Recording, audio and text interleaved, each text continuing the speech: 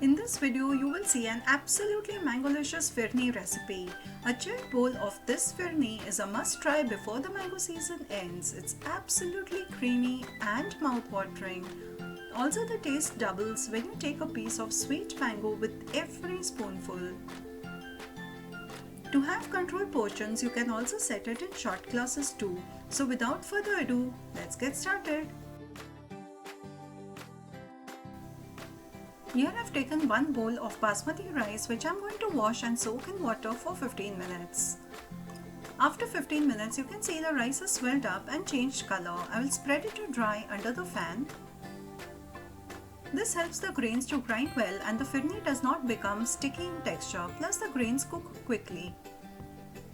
On pulse mode I will grind this to a coarse powder. Before grinding, make sure the grains are dry. Here you can see the grains are coarsely ground like our suji. Do not make a powder as the kheer will become sticky and it will keep absorbing more and more milk. Here I've taken 6 sweet mangoes. You can take of any variety you like. I will deskin them and cut into cubes. Take the mangoes which have a deep orange color and then the firni too will have a wonderful color too.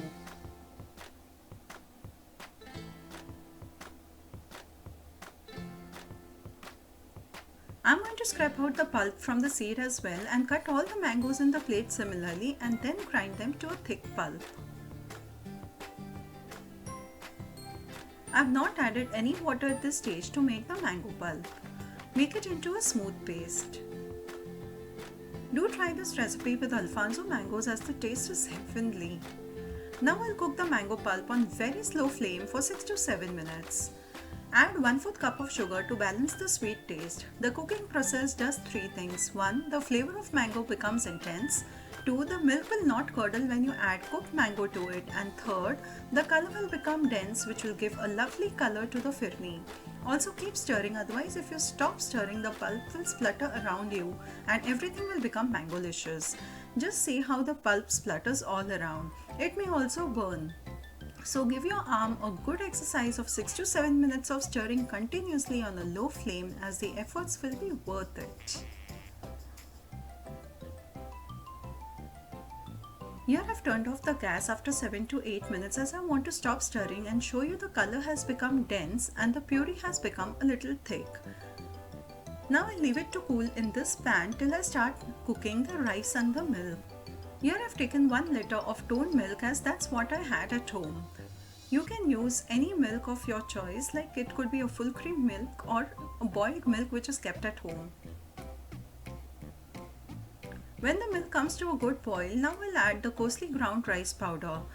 I'm going to add all of it, which is 1 bowl in measurement. Stir well and boil this for 7 to 8 minutes till the rice cooks.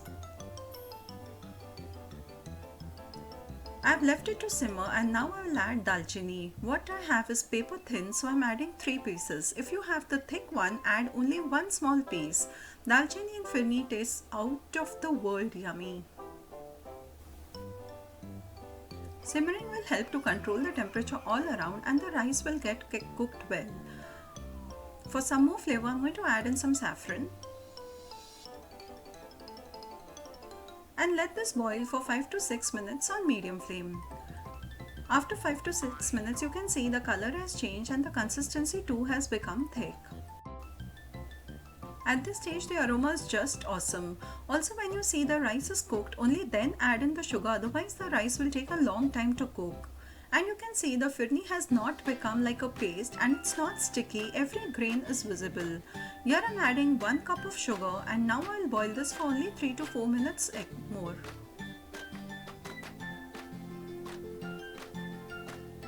The flame is kept very low and now I'll add in some elaichi powder. Elaichi or cardamom is added last in the cooking process as the flavor gets killed with heat. So always add it last and do not overcook it, otherwise the aroma will be killed. It's mixed well and now I will add in the lukewarm mango pulp.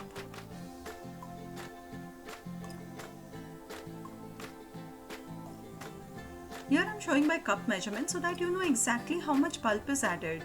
After adding 1 cup, I will mix it well and if required, I will add a little more, depending upon the flavor and the color of the firni.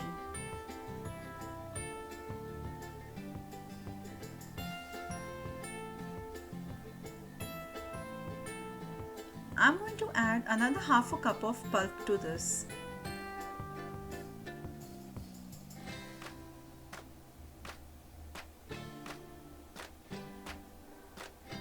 Remember to keep the flame low, and also if you add raw mango pulp at this stage, there are chances of the milk to curdle.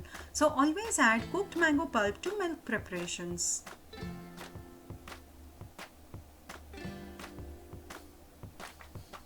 Lastly, add the dry fruits of your choice, but I feel pistachios go well with the mango. So here go in 2 spoonfuls and then turn off the heat. I'm going to serve this in the traditional way in earthen bowls. After filling the bowls, I'll chill this for 3 to 4 hours before serving. Also, garnishing plays a very important part. However, your dish may be delicious, but first it has to appeal the eyes and only then it will be relished. I'm going to add in some pistachios, rose petals, silverwork and pomegranate. Add the mangoes after the firni is chilled and just before serving. I hope you'll try out this recipe before the mango season ends and subscribe to my channel for more such interesting videos.